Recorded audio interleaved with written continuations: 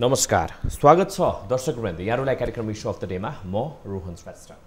Issue of the डेको आजको यस श्रृङ्खलामा हामी यति बेला राप्रपाको महाधिवेशन चलिरहेको छ। अझ भन्नुपर्दाखेरि कार्तिकको लागि उसले डेट फिक्स गरेको छ। यतातिर वडा लगायतका जिल्ला लगायतका चाहिँ स्थानहरूमा अधिवेशनहरू भइरहेको छ। अब उसले लिने लाइनअप के हुन्छ लगायतका राष्ट्र र राष्ट्रियतासँग जोडेका विविध सवालहरू यति बेला चाहिँ उठेका छन्। ती विषयहरूमा आज हामी केन्द्रित बन्न गइरहेका छौँ। त्यसको लागि आज हामीसँग राप्रपाका नेता राजाराम श्रेष्ठ हुनुहुन्छ। स्वागत छ यहाँलाई। नमस्कार, धन्यवाद। सुरुवातमा त महाधिवेशनकै अलिकति कुरा उठाउँ। हजुर, के छ तयारी, के छ? यसपालि पनि 3टा फेस देखिएको छ अध्यक्षको दावेदारको रूपमा। अब कार्तिकमा हुने हो होइन, कुन रूपमा चाहिँ अधिवेशनहरू चाहिँ भइरहेका छन्? यही 2078 साल कार्तिकको 27 गतेदेखि 30 गतेसम्म काठमाडौँमा राप्रपाको एकता महाधिवेशन गर्ने तयारीमा हामी जुटिराखेका छौँ। आजको मितिसम्म 40 जिल्लामा जिल्ला अधिवेशन सम्पन्न भइसकेका छन् भने अरू जिल्लामा पनि जिल्लाको अधिवेशनहरू गर्ने तयारीहरू भइराखेका छन्।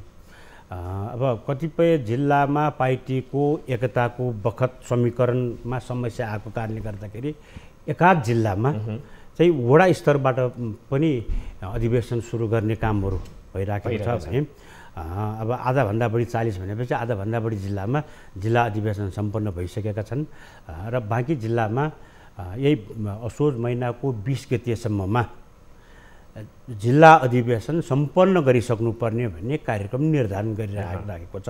सो अनुरूप कामहरू अगाडि बढिराखेको छ। के छ कार्तिकको अन्तिममा होला त अधिवेशन हुने कुनै छाट देखिन्छ त्यस्तो? होइन, अब एउटा अधिवेशन हुन नसक्ने प्रमुख कारण कोभिड-19 को महामारी।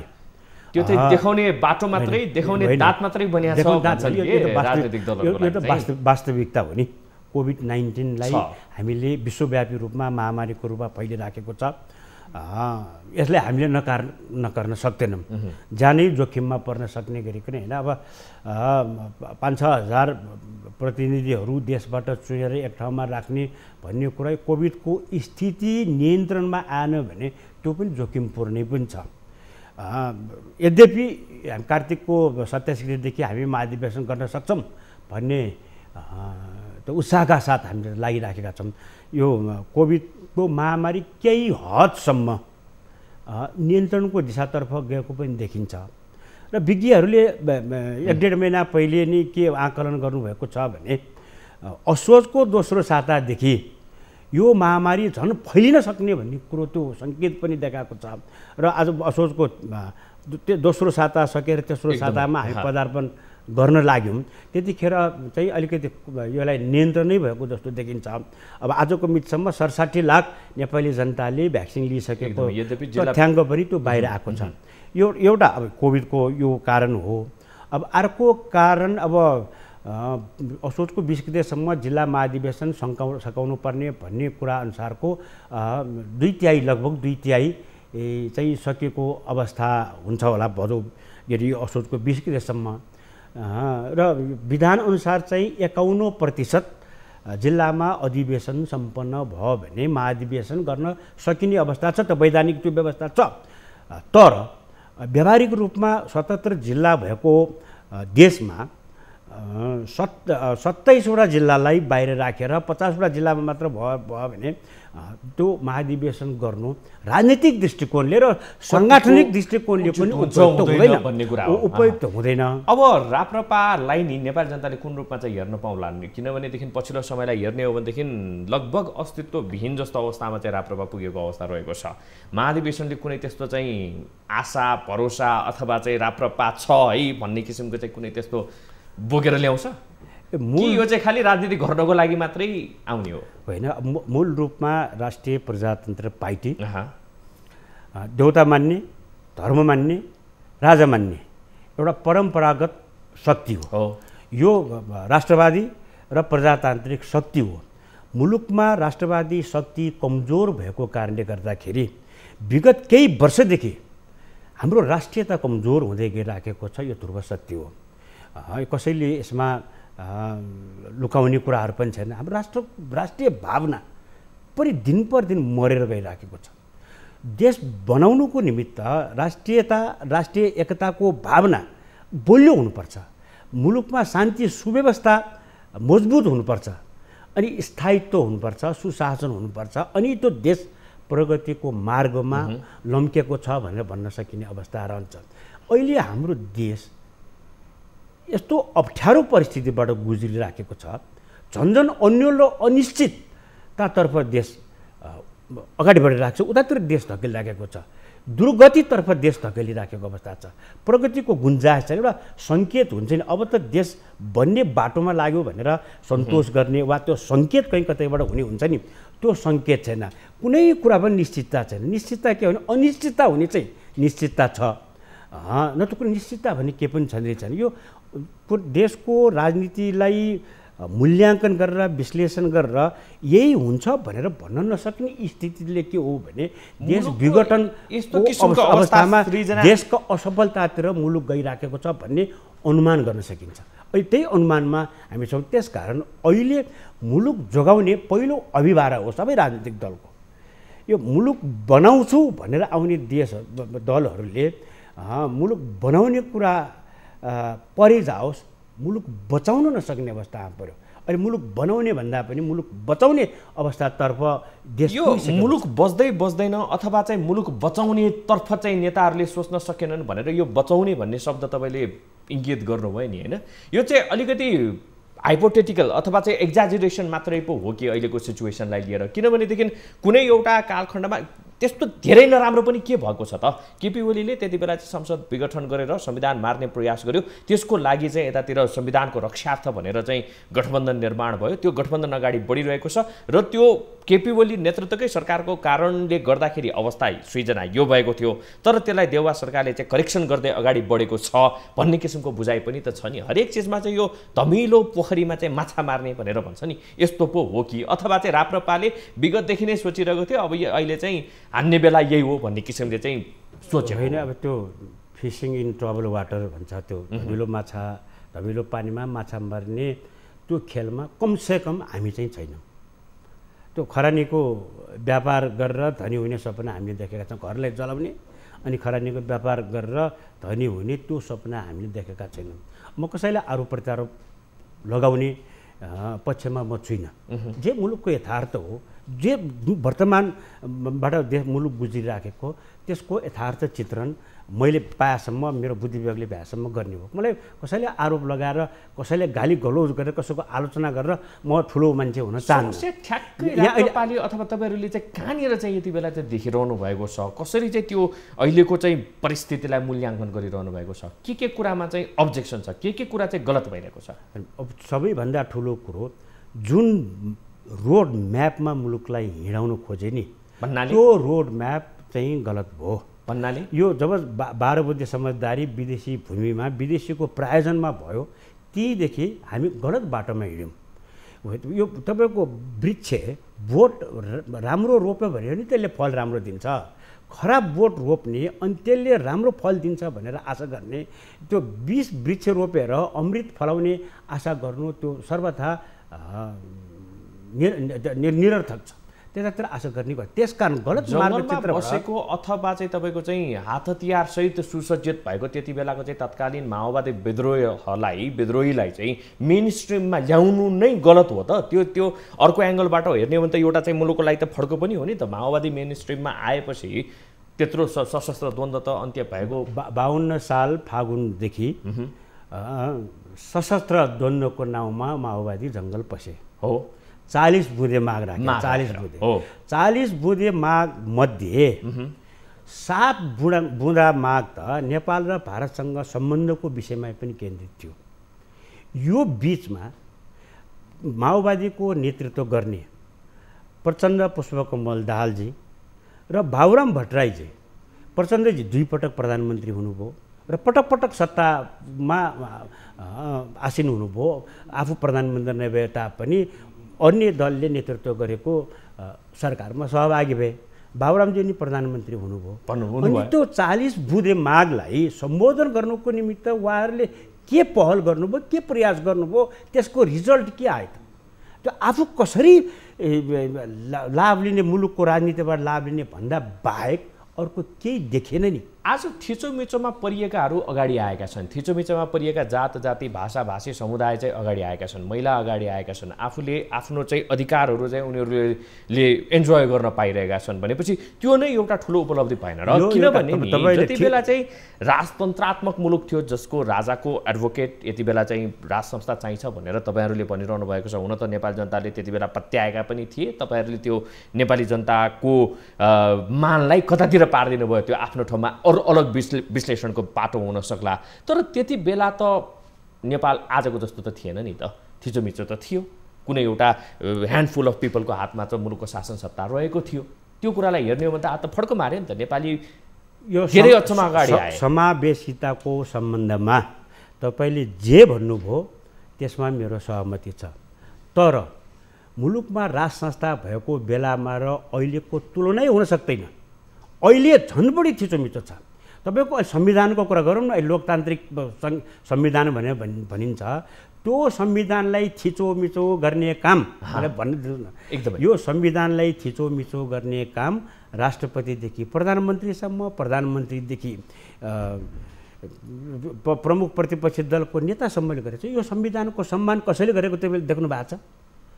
अनि के चाहिँ अहिले चाहिँ शान्ति सुव्यवस्था विधिको शासन तपाईँले देख्नु भएको छ न? संवैधानिक सर्वोच्चता कहाँ देख्नु भएको छ?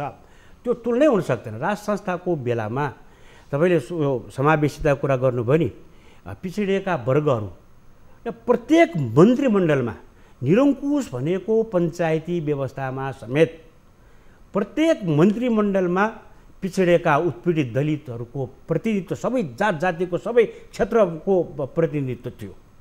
यो कतिपय यो गणतन्त्र आइसकेपछिको सरकारमा कतिवटा उसमा जातीय प्रतिनिधित्व भएको छैन। अहिले पनि जातको निमित्त, जातीय प्रतिनिधित्वको निमित्त, जातीय सम्मानको निमित्त र जातीय पहिचानको निमित्त अहिले पनि लडाइँ लडिरहेको छ नि। त्यतिखेर राज संस्था फ्यालेर गणतन्त्र ल्याउने बेलामा जनतालाई के पाठ सिकाइयो भने यो सम्पूर्ण समस्याको जड भनेको राज संस्था, राजतन्त्र हो। राजतन्त्र समाप्त हुने बित्तिकै सुशासन आउँछ, देश स्विजरल्यान्डभन्दा पनि विकास हुन्छ। यो प्रजातन्त्र लोकतन्त्रको निमित्त कहिले पनि सङ्घर्ष र आन्दोलन गर्नु पर्दैन भने होइन। अहिले फेरि मार्दै नमारेको त होइन होला नि त। मुलुक त त्यति बेला भन्दा त धेरै अगाडि चाहिँ मुलुक बढी त सकेको छ नि। त्यो पनि त एउटा अचिभमेन्ट होला। मैले भने नि समावेशिताको उसमा चाहिँ केही हदसम्म यसलाई चाहिँ सकारात्मक रूपमा समावेशिता मात्रै नभएर विकासको सन्दर्भमा यसलाई हेर्ने हो भने पनि अब विकास तपाईँले वास्तविक विकास नेपाली जनताले खोजेको अनुसारको विकास हुनु पर्दथ्यो। यो विकास भोटको निमित्त विकास भयो, यो भ्रष्टाचारको निमित्त पैसा कमाउनुको निमित्त विकास भयो। राप्रपाको विचारमा अथवा व्यक्तिगत तपाईँको विचारमा यो विकास भनेको चाहिँ विकासको परिभाषा चाहिँ के हो? कहाँनिर चाहिँ विकास गरेर चाहिँ ठोकिँदो रहेछ? विकास यो वैदेशिक सहायता नेपालमा भित्राउनुको निमित्त मात्र विकास भयो। वास्तविक विकास नेपाली जनताको जुन प्रकारको आकाङ्क्षा इच्छा हो नि, जुन प्रकारको समयको आवश्यकता हो, त्यो अनुसारको विकास भयो भने तपाईँलाई त्यो उदाहरणको निम्ति मेलम्ची भनौँ न, मेलम्ची भ्रष्टाचारको कारणले गर्दाखेरि 30-31 वर्ष भइसक्यो। त्यो 2-4 दिन हो कि झै जस्तो गरेर मेलम्चीको पानी काठमाडौँ उपत्यकामा आयो भने भन्यो, 4 दिन नहुँदै 2 महिनाको निमित्त बन्द हुने भने भन्यो। त्यो सूचना आएको लगत्तै मेलम्चीमा बाढी पहिरो पनि गयो र बन्द भयो। त्यो देखाउनुको निमित्त विकास होइन, विदेशीलाई देखाएर त्यो वैदेशिक सहायता नेपालमा भित्राउनुको निम्ति भएको विकासले विकास मान्नु हुँदैन। यो अहिले तपाईँको विकासको सूचकाङ्क के हो त? केलाई चाहिँ हामीले विकास मान्ने भने त जहाँसम्म तपाईँको सन्दर्भ छ अहिले हाम्रो सुन्नुहोस् न, त्यसलाई त एउटा समय पनि माग्छ होला नि। यदि पछिल्लो निर्वाचनको यो 5 वर्षको कार्यकाललाई, किनभने स्टेबल गभर्मेन्ट लगभग त्यहाँबाट चाहिँ प्राप्त भएको छ, संविधान निर्माण 72बाट आइसकेपछि चाहिँ यतातिर हेर्ने हो भनेदेखि त गाउँ गाउँसम्म बाटो पुगेका छन्, पुल पुलेसा पुगेका छन्, शिक्षाको वृद्धि हुँदैछ भनेपछि त यस्तो कुरालाई मापकको रूपमा मैले तपाईँले भने यो भ्रष्टाचारको निम्ति विकास हो। तपाईँहरूले नै हो ठुल्ठुलो स्वरमा कराउने, ठुल्ठुला अक्षरहरूमा छापाहरूमा निकाल्ने कि जनप्रतिनिधिहरूले डोजरको व्यापार गरेका छन्। त्यो डोजरको व्यापार, डोजर त्यहाँ गाउँ गाउँमा पुर्याउने भ्रष्टाचारको निम्ति त्यो विकास हो। आवश्यक ठाउँमा बनेको छैन। तपाईँ अहिले पनि कोभिडको बिरामीले 2 ट्याब्लेट सिटामोल पाइराखेको अवस्था छैन। यसलाई तपाईँ विकास भनेर भन्नुहुन्छ? अहिले बल्ल बल्ल त खोप भन्दै अहिले लगभग 1/3ले खोप पाएको अवस्था छ। तपाईँ विकास भनेको के हो भनेदेखि त्यो तपाईँले आँखाले देख्ने, खुट्टाले हातले थाम्दाखेरि अनुभूति हुने, सबै कुरा आफूले अनुभूति गर्नु हुने विकास हुनु। दरबार हुँदाखेरि उतिखेर सम्भवतः यति पनि भएको थिएन भन्ने किसिमको चाहिँ बुझाइरहेको छ नि त। त्यो पनि त्यसलाई पनि तपाईँ ठिक भन्नुभयो। दरबार हुँदाखेरि यतिसम्म भएको थिएन कि यतिसम्म भ्रष्टाचार भएको थिएन, यतिसम्म मुलुक कुशासनमा गएको थिएन। अहिले त हाकाहाकी भ्रष्टाचार छ, हाकाहाकी खाइराखेको छ। देश र जनताप्रति जिम्मेवार भएर लागेको राजनीतिक दलले यो काम गर्यो भने तपाईँले भन्नुहोस् न। त्यस्तो छैन। म त यो भरसक यस्तो नकारात्मक टिप्पणी गर्न नपरोस् भन्ने म चाहन्थेँ। यो सकारात्मक टिप्पणी गर्ने कुरा नै भएन। अब देश र जनताप्रति जिम्मेवारी कसैले तपाईँले लिएको देख्नु भएको छ? देश र जनताप्रति जिम्मेवारी चाहिँ कसले लिने त? राजनीतिक दल त्यो कुन चाहिँ नेतृत्व आउँछ त? किनभने एमालेलाई पनि नेपाली जनताले हेरेकै हो, त्योदेखि बाहेक आएर नेपाली कङ्ग्रेसलाई पनि हेऱ्यो, माओवादीलाई पनि हेऱ्यो उति बेलाको तत्कालीन, त्योदेखि बाहेक आएर माओवादी केन्द्र पछिल्लो लटलाई पनि हेऱ्यो। प्रचण्डको नेतृत्व हुन त विगतदेखि नै उहाँहरू जनयुद्धदेखि नै प्रचण्डकै नेतृत्व छ। राप्रपालाई पनि नेपाली जनताले टेस्ट गरेकै हो, तर सबैजना फेल।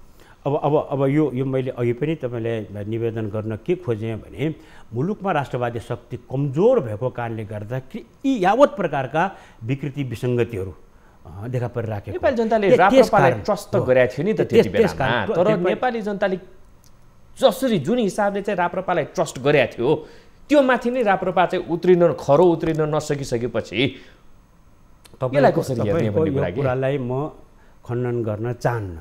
केही हदसम्म तपाईँले भन्नुभएको कुरा सत्य हो।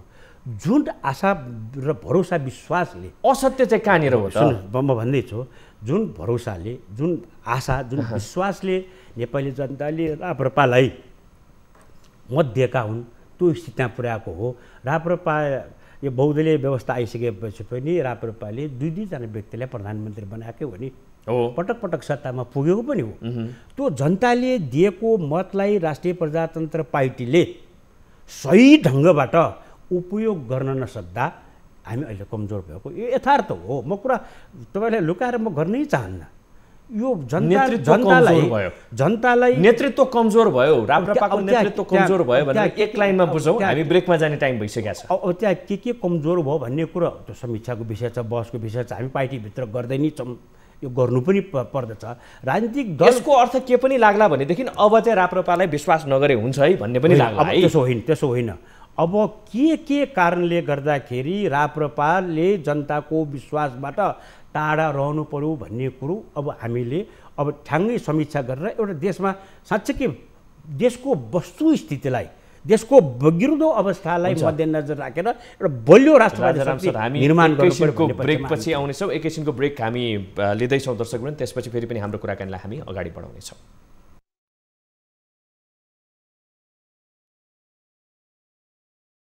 लाइफबोय हात धुने समयका साथमा लाइफबोय।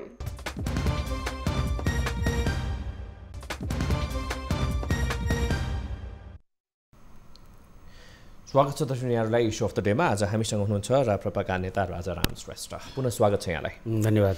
राजाराम सर, अघि ब्रेकमा जानुभन्दा अगाडि हामीले समसामयिक विषयमा कुराकानी गऱ्यौँ। तपाईँले विकाससँग जोडेर पनि आफ्ना विचारहरू राख्नुभयो। कहिलेकाहीँ लाग्दैन सम्भवतः गणतन्त्र नेपालकै कारणले गर्दाखेरि चाहिँ आज पनि संविधानको बरखिलाफ हुने गरेर पनि आफूहरूले बोल्न पाइरहेका छौँ र यही संविधान अन्तर्गत पनि तपाईँहरू सरकारमा सामेल भएको कुराहरू लगायतका कुराहरू चाहिँ हामीले हेर्ने हो भनेदेखि त्यसलाई कसरी चाहिँ स्वमूल्याङ्कन गर्नुहुन्छ? बोल्न पाउने किनभने मात्र ठुलो अधिकारको कुरा राजतन्त्र हुँदाखेरि त पाउनुपर्छ। गणतन्त्रको ग पनि सुन्न चाहँदैन थिए नि त, अथवा चाहिँ बोल्यो कि त पोल्यो भन्ने जस्तो चाहिँ बेला थियो त्यति बेला भन्ने पनि छ नि। अब होइन, बोल्ने मात्र ठुलो कुरा होइन, बोल्ने पनि विधि हुन्छ, विधान हुन्छ नि। यो प्रजातन्त्र लोकतन्त्र भनेको छाडातन्त्र त होइन नि। अहिले लोकतन्त्र प्रजातन्त्र भनेको त माफिया तन्त्र, एकदम भ्रष्टाचारको तन्त्र, लुट तन्त्र, यो विदेशी तन्त्र आदि भइराखेको छ नि। यो बोल्न सारा पाउने तर हाम्रो देशको राष्ट्रियता गुम्ने भएर त भएन त नि। जस्तो हो सिक्किमेली जनताले त बोल्न त पाइराखेको छ नि, उनीहरूले देश त गुमाउनु पऱ्यो नि, आफ्नो राष्ट्रियता त गुमाउनु पऱ्यो नि। सिक्किमेली जनताको अहिले सिक्किम छ त छैन नि। अहिले देश त्यस्तो गम्भीर अवस्थामा गम्भीर मोडमा पुगिराखेको छ। सबैभन्दा ठुलो कुरा त्यही हामीले राष्ट्रियताको बढी कुरा गर्नुपर्ने, राष्ट्रिय एकताको कुरा गर्नुपर्ने, हाम्रो राष्ट्रिय अखण्डताको कुरा गर्नुपर्ने यहाँनिर हो। अहिले विदेशीको हस्तक्षेप तीव्र रूपमा नाङ्गो रूपमा बढेर गइराखेको छ। नेपाली जनताले, तपाईँ र मैले र नेपाली जनताले चाहे बमोजिमको सरकार बन्दैन, तपाईँले चाहेर सरकार ढल्दैन, तपाईँले चाहेर सरकार बन्दैन। अहिलेको वर्तमान सरकारकै हामीले कुरा गरौँ न, झन्डै 3 महिना पुग्न लागिसकेको छ। असारको 28 गते नियुक्त भएको प्रधानमन्त्रीले साउनको 3 गते संसदकोबाट विश्वासको मत प्राप्त गर्नुभयो र अहिलेसम्म सरकार किन बन्न सकिराखेको छैन? तपाईँ मैले नेपाली जनताले रोकेको सकेको छ र भनेको यो सरकारलाई सत्ताले सरकार चिनेको छ, सत्ताले सरकारले सत्ता चिनेको, सबै चिज एक आपसमा चिनेकै छ। यो अहिले मन्त्री बनाउनु पर्ने मान्छे विदेशबाट आयात गर्नुपर्ने पनि होइन, मङ्गल ग्रहबाट चन्द्र ग्रहबाट ल्याउनु पर्ने पनि होइन। किन सरकार बन्न सकिराखेको छैन? यो व्यक्तिमा समस्याको कारणले गर्दाखेरि समस्या सृजना भएको हो अथवा चाहिँ व्यवस्थामा समस्या भएको कारणले गर्दा समस्या सृजना भएको हो? किनभने गणतन्त्रलाई नै हेर्ने हो भने पनि शब्द आफैमा अथवा त्यो व्यवस्था आफैमा नराम्रो व्यवस्था पनि त होइन नि त। भन्दाखेरि समस्या व्यक्तिमा हो भनेदेखि फेरि सिङ्गो गणतन्त्रलाई, धर्मनिरपेक्षतालाई प्रश्न गरेर पनि त नहोला। यसलाई कसरी हेर्ने? मैले के भने तपाईँलाई हामी गलत मार्गचित्रबाट देशलाई हिँडाइरहेको छ, त्यो सच्याउनु पर्यो। यो गलत हो। अर्को तपाईँले जस्तो वृक्ष रोप्नुहुन्छ नि त्यस्तै फल प्राप्त गर्नुहुन्छ नि। 20 वृक्ष रोपेर त्यसबाट अमृतको आशा गर्नु बेकार छ। त्यसकारण यो गलत बाटोमा हिँडाइएपछि त्यो बाटो परिवर्तन गर्नु पर्यो। बाटो यो हामी यो गणतन्त्र, यो धर्मनिरपेक्षताले मुलुकमा शान्ति सुव्यवस्था, मुलुकको राष्ट्रियता, हाम्रो स्वाभिमान र स्वाधीनतालाई बलियो बनाउन सकेको सकेन। त्यो एकातिर त्यो बनाउन सकेन, त्यो एकातिर छँदैन छ। अर्को यसले यो हाम्रो अर्थतन्त्रको सूचकाङ्कहरू सबै नेगेटिभ छन्। एउटा हुन्छ नि मर्निङ सोच द डे भन्छ, एउटा चिल्लो पात देखाउनुपर्छ नि। ल यति वर्ष 15-17 वर्ष भयो मुलुकमा गणतन्त्र आएको, यसले एउटा चिल्लो पात देखाउन सक्यो त भनेको छैन। कोही अहिले तपाईँको प्रेसिडेन्टदेखि लोकल रेसिडेन्टसम्म सन्तुष्ट छैन। यो व्यवस्थादेखि नै सन्तुष्ट छैन।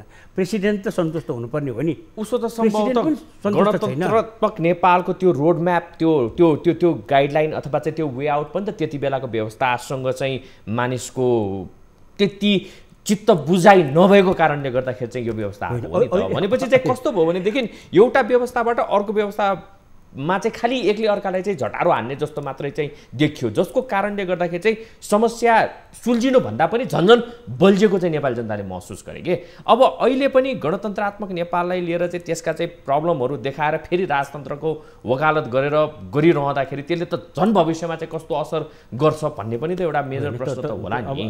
तपाईँलाई शरीरमा रोग लागिसकेपछि उपचार त गर्नु पर्यो नि।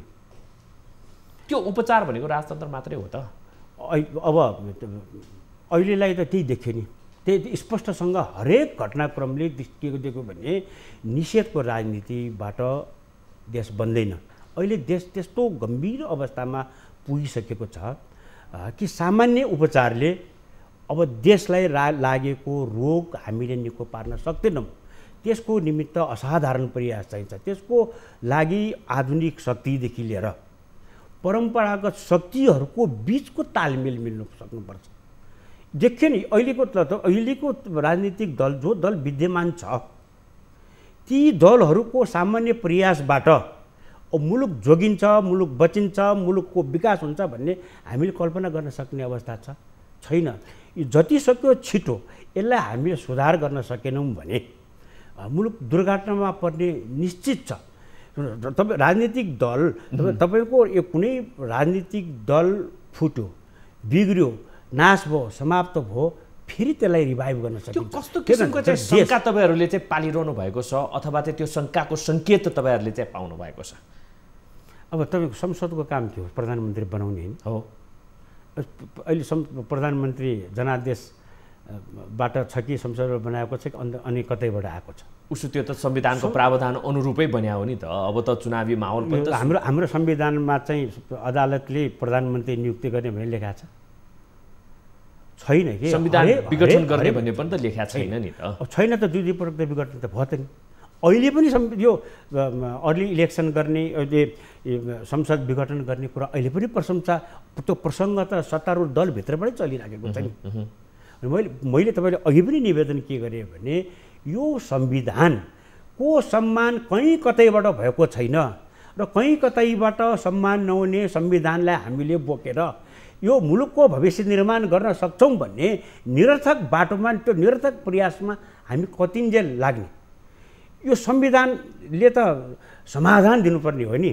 यो संविधान आफै व्यवधान भएर खडा भइराखेको छ। जुन यो परिवर्तनले जुन एजेन्डाहरू ल्याए नि त्यो एजेन्डाहरू आफै चाहिँ विवादास्पद छ।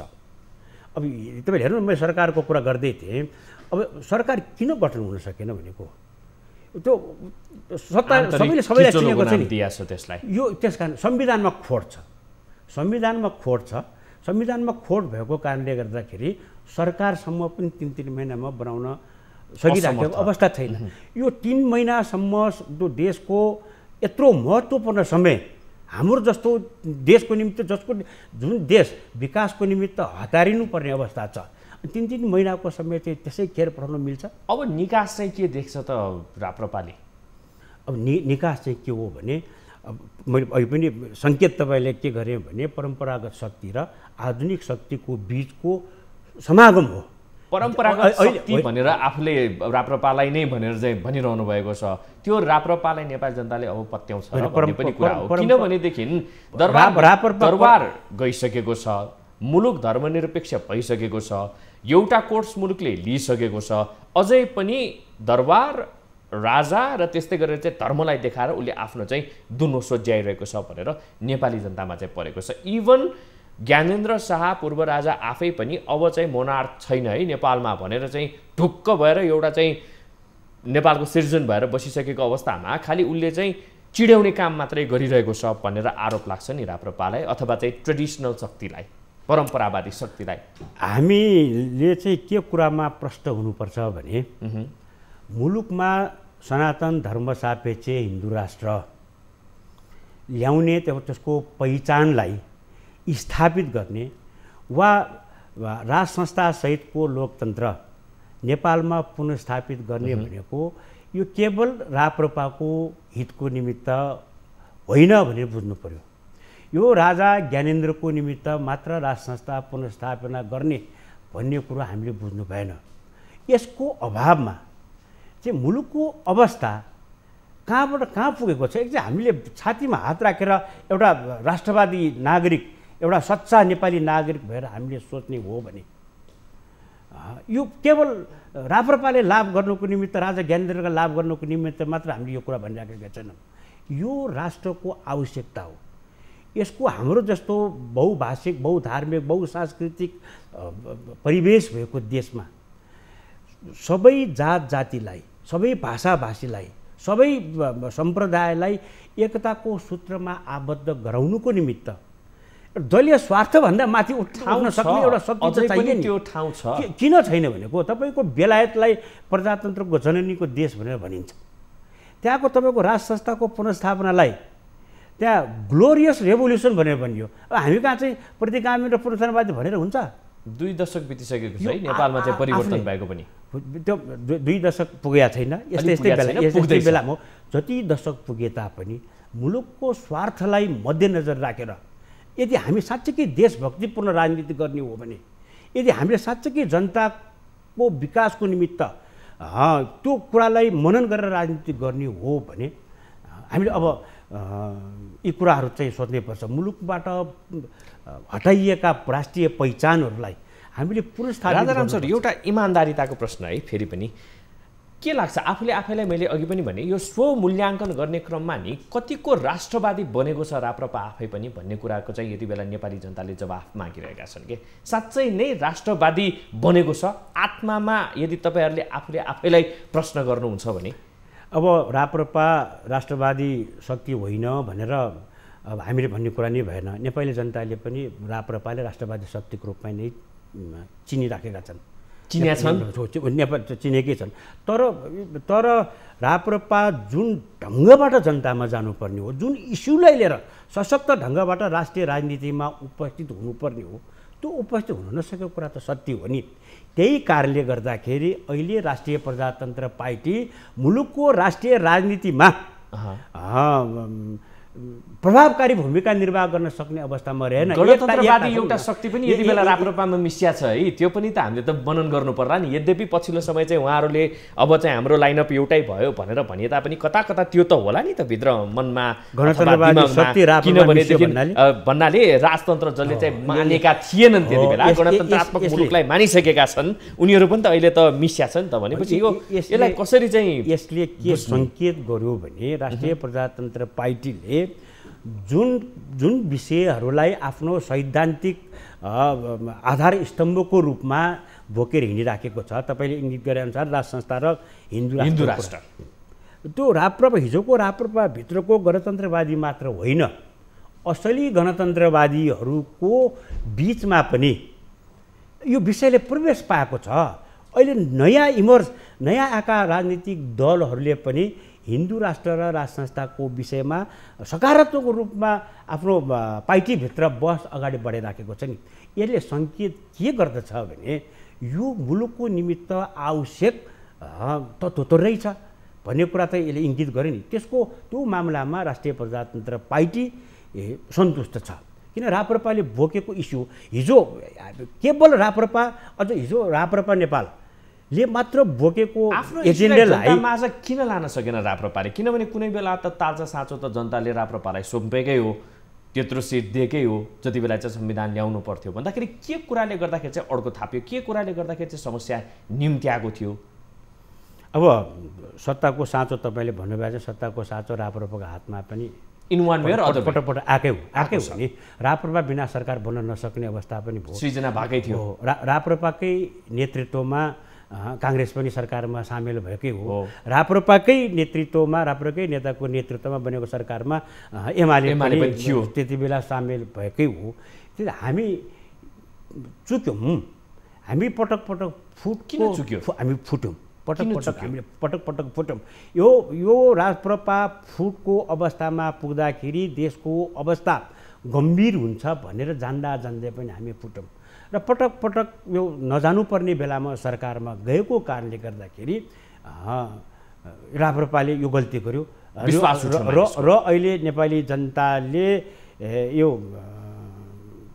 सजाको निमित्त विश्वास गरेको होइन कि यसलाई सजाय गर्नुपर्छ होइन सजाय गर्यो तर मुलुकमा राष्ट्रवादी विचारलाई बलियो बनाउनुको निमित्त मुलुकको राष्ट्रियता र मुलुकको स्वाभिमानलाई बलियो बनाउनुको निमित्त त राप्रपा चाहिन्छ भन्ने त्यो सोच त अहिले पनि छ राप्रपाको जुन राष्ट्रवादी विचार हो जुन राष्ट्रियताप्रतिको उसको लगनशीलता हो जुन प्रकारको दृढता हो त्यसको स्पेस लिने अन्य राजनीतिक दल अहिलेसम्म आउन सकेको छैन। अब मुलुकको राष्ट्रियताले बलियो बनाउनको निमित्त महाधिवेशनबाट कुन रूपमा चाहिँ तपाईँहरू अगाडि आउँदै हुनुहुन्छ त्योदेखि बाहेक चाहिँ मुलुकको भविष्यलाई कतातिर चाहिँ लाने प्रयास भइरहेको छ त्यो भित्र त्यो हिरन शक्तिहरू भनेर चाहिँ तपाईँले पनि इङ्गित गर्न खोज्नुभयो कता भन्दाखेरि अब चाहिँ के हुन्छ अबको मुलुकले लिने कोर्स के हुन्छ एकदमै छोटो रूपमा अब हामी के भनेदेखि अहिलेको अवस्थामा पार्टीगत स्वार्थबाट माथि उठेर हरेक राजनीतिक दल यदि देश बनाउने हो भने यदि सत्यनिष्ठाको राजनीति गर्ने हो भने यदि देशभक्तिपूर्ण राजनीति गर्ने हो भने यदि राजनीतिमा इमान जमानलाई चाहिँ प्रशय दिने हो भने यो पार्टीगत स्वार्थबाट व्यक्तिगत स्वार्थ त छँदैछ। हेर्नुहोस् अहिले त उल्टो छ।